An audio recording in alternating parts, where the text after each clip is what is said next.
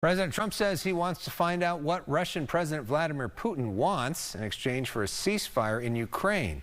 The prospect is making Ukraine and European leaders anxious because they will not be present for the talks in Alaska on Friday.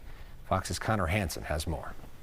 President Trump is flying to Alaska Friday to meet with Russian President Vladimir Putin one-on-one. The White House hopes to find out exactly what Russia is looking for and if peace in Ukraine is possible. Sitting face to face rather than speaking over the telephone will give this president the best indication of how to end this war and where this is headed. Putin is expected to demand a significant portion of Ukrainian territory in exchange for an end to the fighting.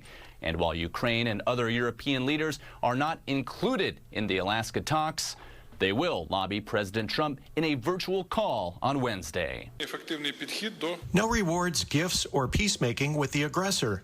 Every concession with the aggressor provokes further aggression.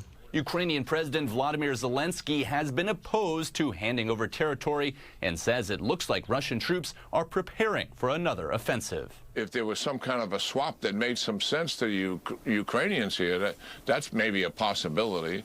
But even that's remote. What the president's really interested in, stop the war. Trump hopes a meeting between Putin and Zelensky will happen soon after his trip to Alaska. In New York, Connor Hansen, Fox News.